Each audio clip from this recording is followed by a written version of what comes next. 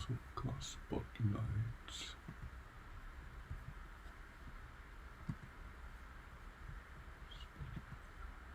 Okay, so good evening. Last week I'd forgotten about that, but I was invited by a temple in Kanazawa to spend there 2 days to give talks.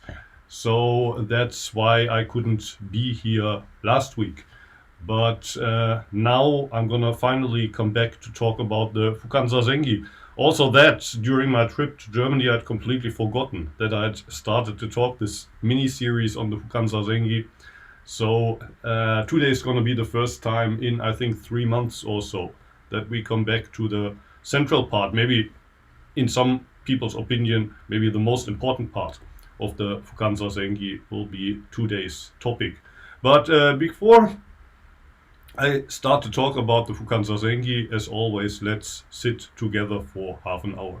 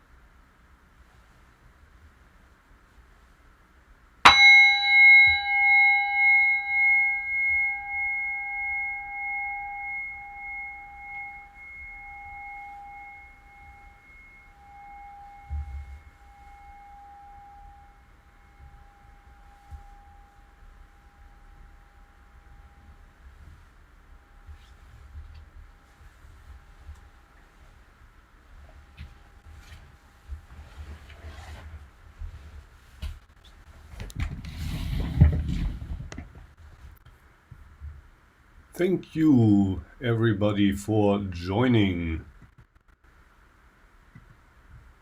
Move spotlight.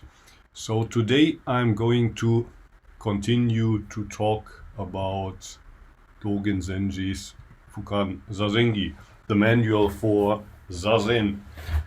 And here you have the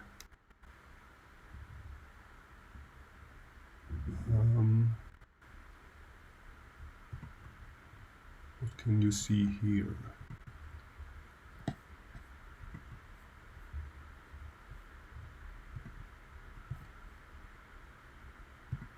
So here on the left side you got the English translation, on the right side you got the old Japanese. Today I want to talk about the central part. This one I already talked about, but I want to read it once more. In Japanese you would read it aruiwa kekka fusa, aruiwa hanka fusa, which in English is sit either in the full lotus or half lotus position. And as I said, in the summer you don't need to be attached to that. You can sit in Burmese position, you can sit in a kneeling position or on a chair, sit in a way that makes it possible for you to sit for half an hour, if it's half an hour, without moving. In the full lotus position, first place your right foot on your left thigh, then your left foot on your right thigh. And I think that's also the traditional way to sit in the lotus posture in yoga. Although I personally think from time to time you can also try the other way around, especially during session. Also, if you sit for very long stretches of time, there's no problem with trying it the other way around. The same is true for half lotus. In the half lotus position, simply place your left foot on your right thigh. And again, I think it can also be the other way around. Tie your ropes loosely and arrange them neatly. That's also true if you wear trousers or jeans, for example. If they're too tight, if the belt is too tight, it's difficult to sit. For one thing, it's difficult to breathe if you wear a tight belt or something. Also, how do you say, the circulation of the blood through the legs is impaired if you have tight jeans like that. So it's best to avoid that kind of clothing. Then place your right hand on your left leg and your left hand on your right palm. Like this, thumb tips lightly touching. And some people say it foot should feel as if exactly one piece of a sheet of paper could be placed in between. But well, the problem is if a piece of paper can be placed between the thumbs, then at least in theory you can't feel the thumbs lightly touching. So you would always have to check with your eyes if they're still placed like this with a sheet of paper fitting in. So in my case, they're actually touching. So no sheet of paper fits in here, but they're touching only so lightly. And also in this case, very few people worry about if the right hand should be on top or the left hand on top, because you don't have any pain in the hands usually. But if you're interested how it feels if you hold them the other way around, like for example in Vipassana, I think the right hand is placed on top of the left hand. I personally experimented with that a couple of years ago. I couldn't find a big difference in the long run. And now today's section. We're still a little bit before today's section, but this is basically the paragraph I'm talking about today. Straighten your body and sit upright, leaning neither left nor right, neither forward nor backward. Here again, you could argue if straighten means that I kind of stretch my back, or what I prefer recently, I prefer to say allow your back to stretch itself, like a grass that's growing towards the sky. Don't stretch your back, but allow the spine to stretch. Schwanzan, how do we do it today? Do you translate? I think I needed to translate. Okay. So I'll take a break now, and if you like, please translate. Okay.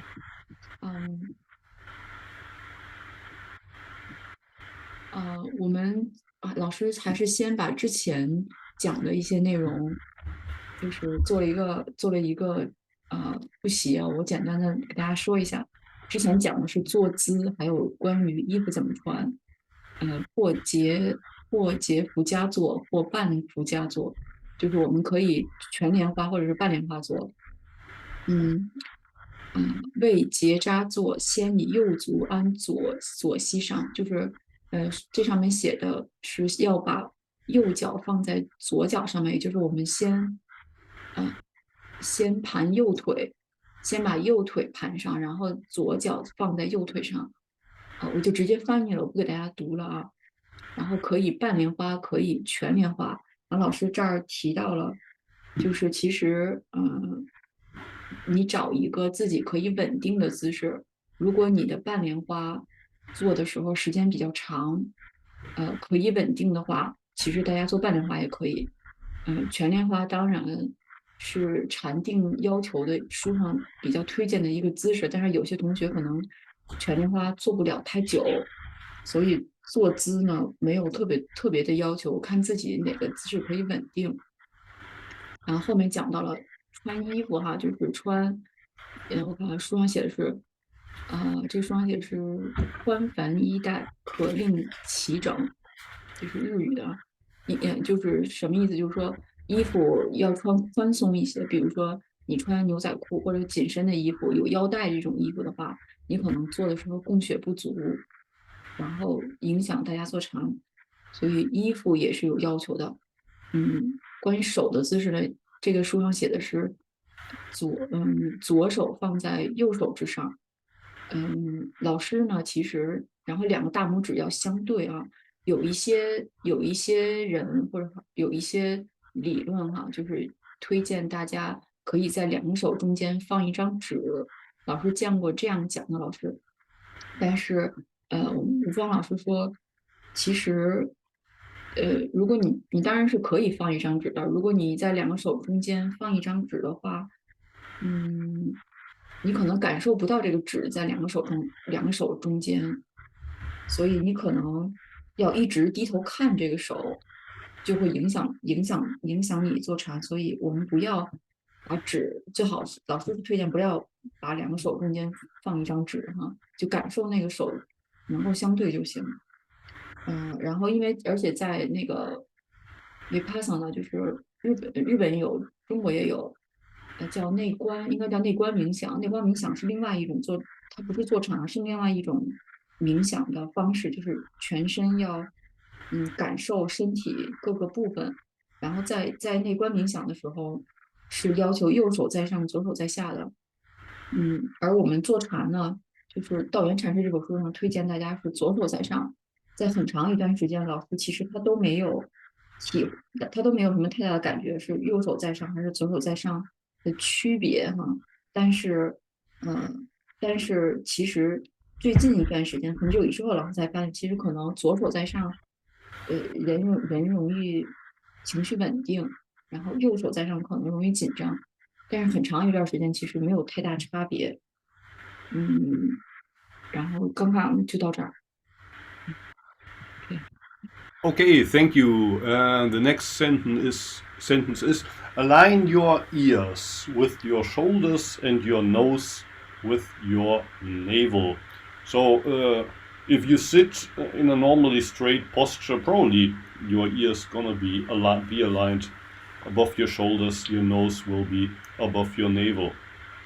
Rest the tip of your tongue against the front of the roof of your mouth.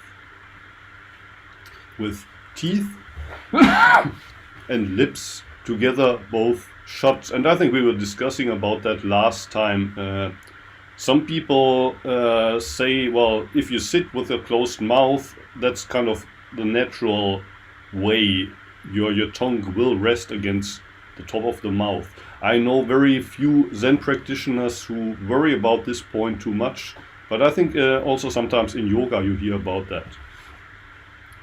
Either way, always keep your eyes open, or today often in Japan we say during Zazen they should be half open, but they don't have to be exactly half open. If you feel sleepy, you can have them normally open. If you feel tense, nervous, you can also shut them. But normally half open is supposed to be best. And breathe softly through your nose. So don't breathe through the mouth, but through the nose. And here the kind of physical explanation ends and Dogen Zenji continues. Once you have adjusted your posture, take a breath and exhale fully. About this point in Japanese or in Chinese, in Japanese you would read it kanki issoku. And the first character here means basically to open the mouth widely like a tiger, or like also when you yawn. When you're tired and you yawn, you open your mouth big. And so people are not quite sure, or people are also discussing if Dogen Zenji wanted us before Zazen to sorry, to kind of breathe out once through your mouth deeply and then start with Zazen. But I've never really seen people do that. But it seems to be what he's writing here. But usually when you are meditating in a monastic setting in Japan, even before Zazen, you don't take a big breath through your mouth. But, well, if you want to do that, breathe fully, you would also do it through the nose. And then you rock your body left and right. Dogen Zenji doesn't say how many times you do that, while Keizan Zenji, who is 3 generations after Dogen Zenji, and he's also important for the history of Soto, he says about 7 or 8 times. And I personally I do it more often. So I enjoy rocking my body left and right, sometimes even for a dozen times or so. To allow it to settle into steady, immovable sitting.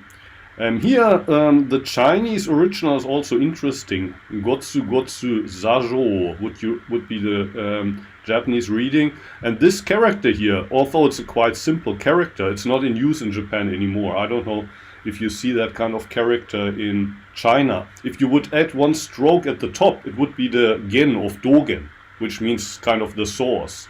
But in this case, in Japanese, you read it Gotsu, and means kind of the stable state of a mountain. Stable like a mountain seems to be the meaning. So Dogen Zenji says, after swinging your body left and right, sit stable like a mountain. Think of not thinking. So here Dogen Zenji finally tells us what to do with our mind. Now we know how to adjust the physical posture. We know about this one extra breath at the beginning. Now he starts to talk about the mind, and he says, think of not thinking. And the question, of course, is how do you do that? Or I'm not even sure if that's a good translation. Think of not thinking. But what Dogen Zenji is basically saying here, or he's quoting from an old koan, one possible translation would be that in the state of non-thinking, thoughts arise. So it's not saying that during Zazen you're not supposed to think. Thoughts will arise, but they arise from nowhere, so to speak. There's no thinker. Thoughts will arise out of non-thinking. So what does this mean? What does it mean to think in the state of non-thinking?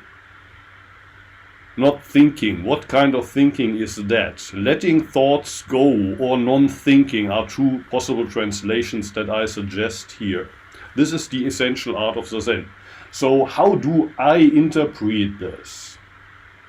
I often use the metaphor of a merry-go-round that stands for the thoughts.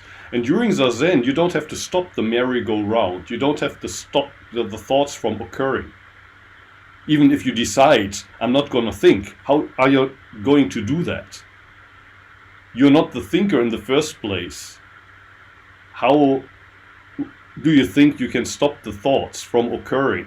They occur out of nothing, like clouds in the sky. That's a famous metaphor that's used. Thoughts occur like clouds in the sky, but when you sit with the mind of the sky, you just let these thoughts go. Ah, there's a thought. It's almost like a car passing in front of the window. The problem with thoughts is with the car, well, some of us, they're really angry. Why does my neighbor have to get his car moving right now when I try to concentrate on nothingness or whatever? But usually with a car, we can let go of that pretty easily because it's not our car. If it was our car, of course, we would be very worried. Who stole my car? Who's riding my car? But if it's not our car, we don't worry about that. There was somebody who drove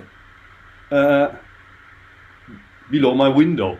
And you let go of that. The problem is with the thoughts, we don't do that. We ride in the thoughts.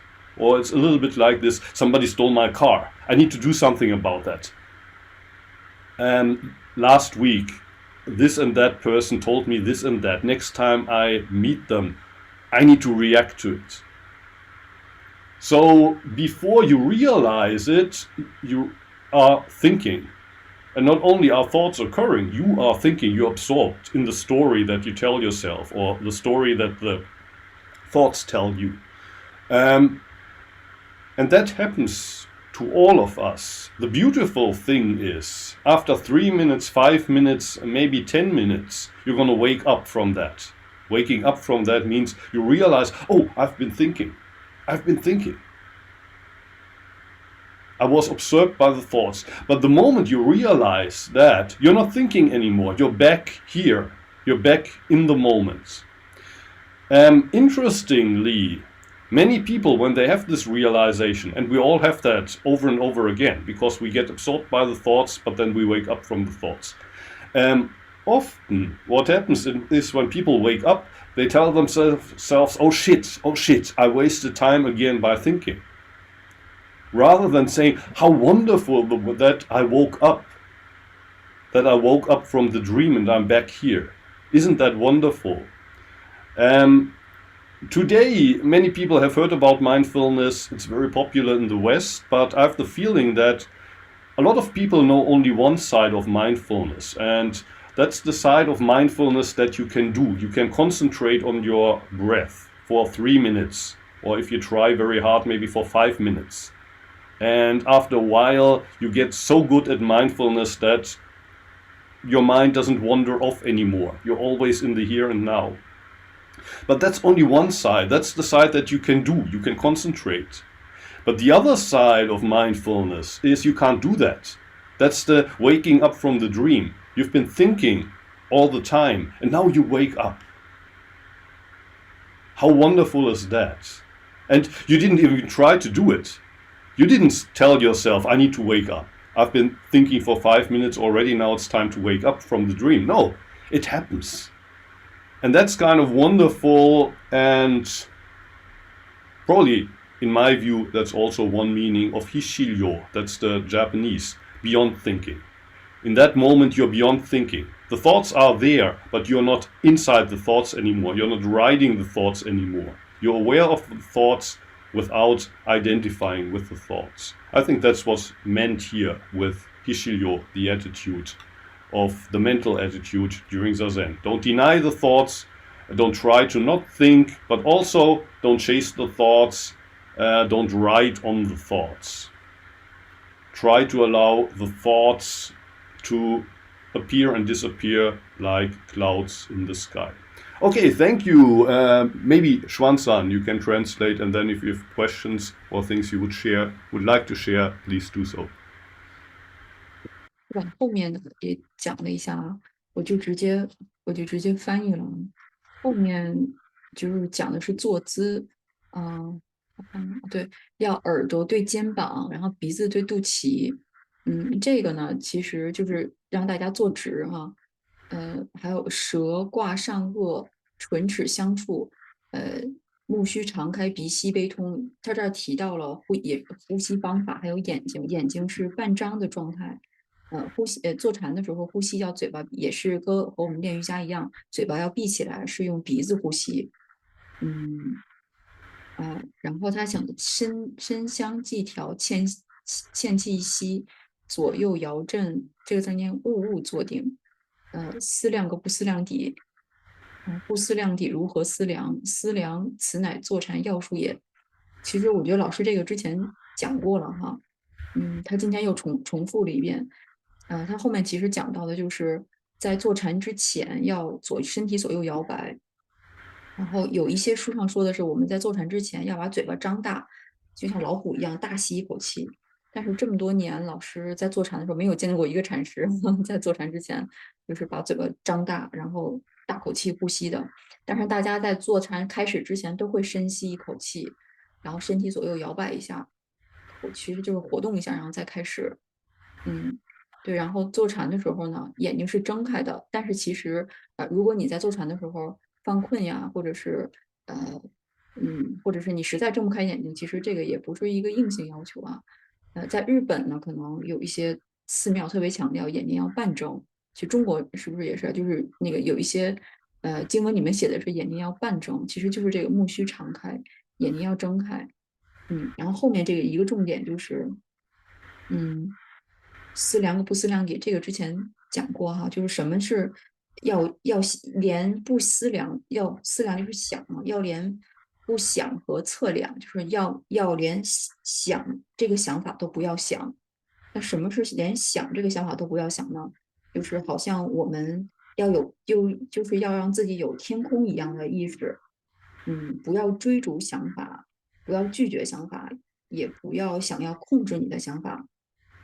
就好像云彩从窗边飘过一样，你看着那朵云彩飘过去，不要试图拒绝云彩飘过来，或者是追逐那个云彩，还是你去想要控制那个云彩往哪儿飘。想法就是这样的，就好像那个车驶过门口一样，不要去追那辆车，让车看那辆车从门口经过。当然，我们都是普通人哈，我们特别容易犯的一个错误就是，如果这辆车不是你的车，他开走就开走了。但是有的人偷了是你的车，他把你的车偷走了，你可能就一直在想这辆车，就是可能直到你突然可能过了三五分钟以后才醒过来啊，原来我一直都在追逐这个想法，想要控制这个想法。或者是你想要拒绝这个想法。其实坐禅就是我们一个好处，或者是你后来大家其实都会有一个醒来的感觉，就是让你回到了现在。我这刚刚五分钟一直在想别的，刚刚五分钟一直沉浸在一个想法当中。它就是坐禅让你醒过来。我们要有就是老师刚才也讲的，像天空这样的一个想法，就像天空一样的思维，不要去追逐它，要凌驾于你的想法之上。不要拒绝，不要追逐，同时也最好也，然后也不要控制它。今天老师大概其实就说的这些。Thank you. It's almost 9 o'clock already, but as today's section is very important, if you have questions or things that you would like to share about the art of thinking in the state of non-thinking, or maybe if you have the opinion that actually it means quite something different than what I explained today, then please share. But normal questions are also welcome. Anything you would like to ask? Bernal, please. Thank you, Mojo. Yeah, I do agree that this part probably is the most deep in the text because it's also kind of paradoxical to think of not thinking. So it sparks a lot of reflections around that instruction, but I think it's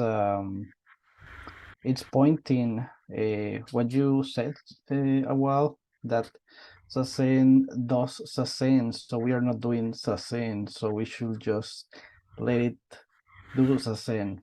And I mean, it's difficult because we're very used to follow instructions, and this is like one of the few times during the day where I really don't try. And yeah, I guess that's part of the practice.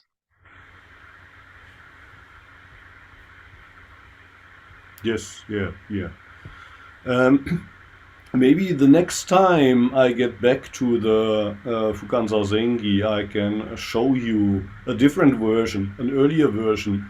And this central part there is substantially different. In that part, Dogen Zenji says, if during Zazen thoughts occur, you should become aware of the thought. And once you become aware of the thought, you let it go. And if you continue to do that for a long stretch of time, eventually you will become one. So that instruction is also not very detailed, but it's more than just being told, well, think in the state of non-thinking. How do you do that? Beyond thinking. So at least Dogen Zenji tells us it's a little bit like Vipassana. Just when there are thoughts, be aware of the thoughts, but then let them go. Don't attach to the thoughts. And continue like that. Now the question, of course, is why would Dogen Zenji erase that section and replace it with the words that we saw today, which are much more cryptical? And I think the reason is exactly what you said. When you kind of do it with this, well, not all Vipassana meditation is of course wrong, but there's kind of this Vipassana meditation, Vipassana style meditation that almost develops into a mindfulness neurosis. Kind of, I need to be aware of this or that. It's almost like you're a hotel detective. You're always watching the monitors of your consciousness. Is there a thief somewhere? And once you see a thief, you catch them and then you let go. You catch them, you let go. Oh, there's a thought here, there's an emotion there. But you never let go of the hotel detective. Like, isn't the person here who thinks that he's the hotel detective, he's supposed to be mindful during Zazen? Isn't he causing the problems? Isn't this mindset that I need to be mindful, I'm mindful here? I have the feeling that, well, Dogen thought that's actually, yeah, that's where the problem is coming from this attitude that I do Zazen, I am mindful. No, mindfulness happens when you are lost in thought, and you're gonna be lost in thought time and time again. But eventually you wake up, it's gonna happen. Mindfulness is gonna happen. And you don't make that. You don't make that. And when it happens, enjoy it. Stay in there if you can. You can't usually stay in there forever. But, well, if you are happy, oh, finally I'm back here. And you know this feeling of being back. You're going to stay there longer and longer, but it's not something that you do. It's not something that, I'm going to stay in the here and now. So I agree with what you say, and I think that's why Dogen Zenji kind of did some editing in the process of writing the Fukan Zazengi Japan. This earlier section where he says, when thoughts arise, be aware of them. When you become aware of them, let them go. That's more or less an exact copy of an earlier Chinese version.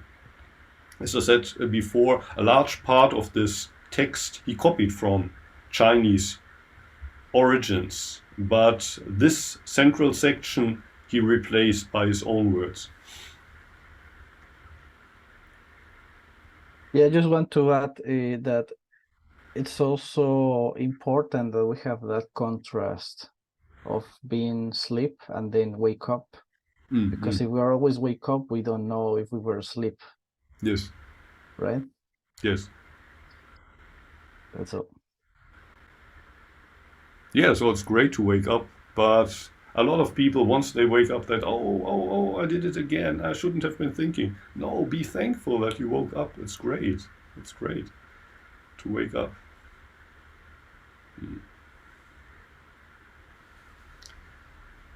Anything else that you would like to ask or share? Nothing? It seems to be quite cold already in Germany, in Dresden. How cold is it there? Yeah, it is. I think it's about 10 degrees. Oh, that's much colder than here in Japan. I think we have at least 20. Today was a very nice. Oh, no, this was on Friday. We had around 20 degrees, and then it's down. Okay, Oh. that's too bad. Oh, Yeah.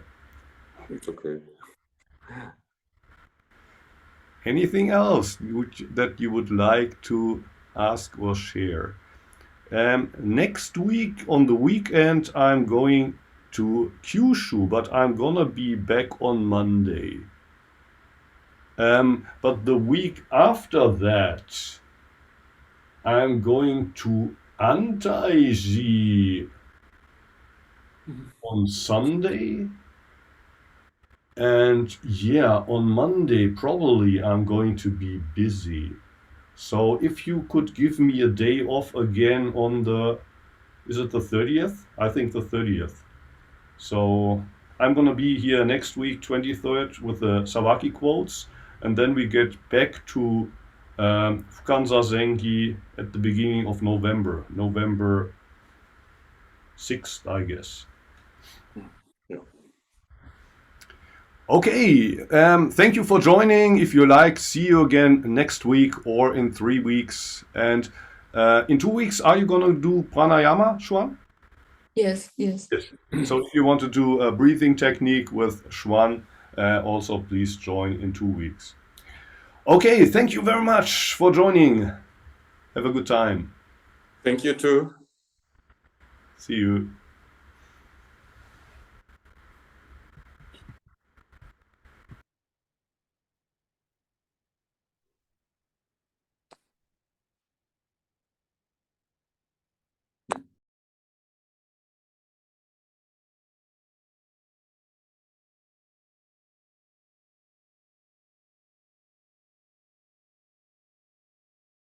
行，那我先下了啊，明天还要早起，我还得收拾东西呢。我们家巨乱，现在就跟打仗一样，跟老家我得收拾一下啊。我先下了啊。